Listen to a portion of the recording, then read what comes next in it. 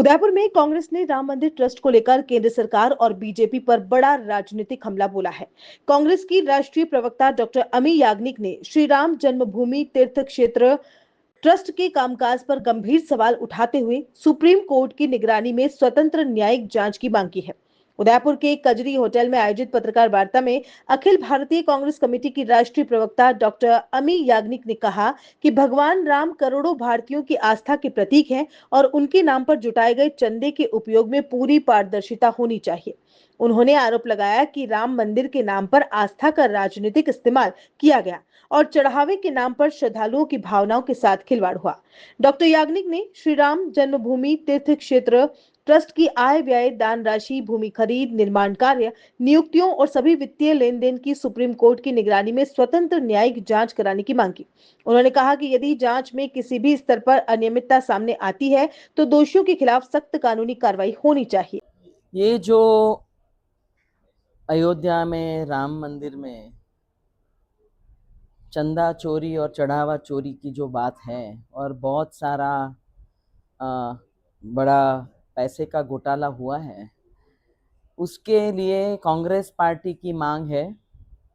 पहले तो हमारे honourable prime minister of India आके जवाब दें, क्योंकि उनकी सीधी निगरानी में ये अयोध्या के मंदिर का हुआ था निर्माण, और पीएमओ उनका उसका ध्यान रखती है, तो उनका फर्ज बनता है, उनकी जवाबदेही बनती है कि वो आके सबको जवाब दे।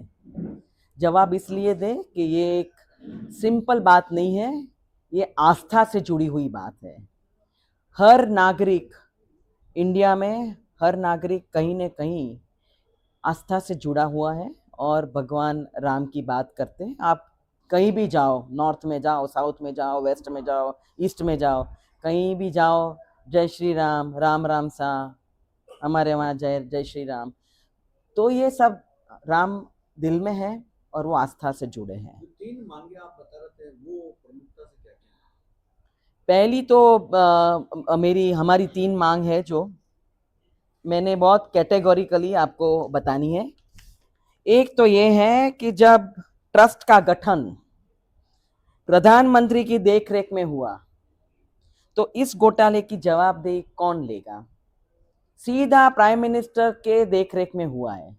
आपने अगर देखा होगा तो जहां जहां भी ये मंदिर के निर्माण में, जहां जब भी पूजा हुई, तो सिर्फ और सिर्फ प्राइम मिनिस्टर थे। तो जब ये घोटाले की बात आई है तो उनकी जवाबदेही सीधी बनती है, तो उनको जवाब देना जरूरी है।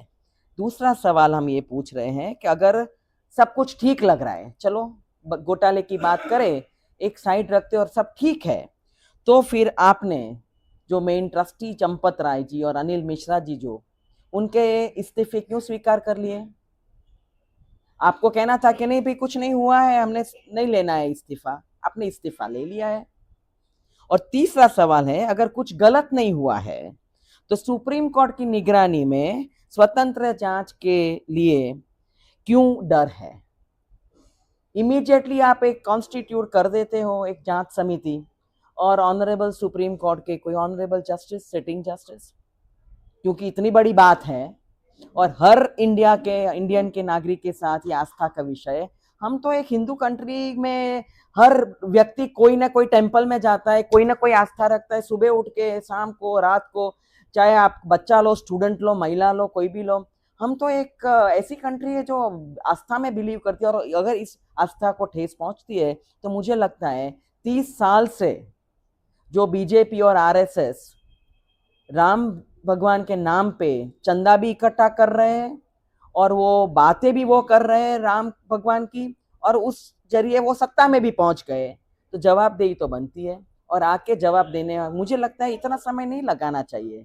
पर हम जब जब से जवाब मांग रहे हैं, प्राइम मिनिस्टर तो बाहर घूम रहे हैं, देश की बाहर, तो उनको लगता है कि ये विषय के लिए जवाबदेही तो लेनी पड़ेगी अगर डायरेक्ट निगरानी है तो। कांग्रेस क्या करेगी? देखिए, एक तो हम ये कांग्रेस पार्टी जवाब मांग रही है। जब भी हम जवाब मांगते हैं, वो पहले तो पार्लियामेंट में भी जवाब नहीं देते, आपने देखा होगा। कहीं भी उनको पूछो जवाब, तो देते नहीं है। तो हम तो हमारा एक सवाल चालू रखेंगे। हम कोर्ट को भी शायद विनंती करेंगे कि भाई इनमें इसमें देखने की जरूरत है, और प्राइम मिनिस्टर को बार बार कहेंगे कि आप आगे जवाब दीजिएगा।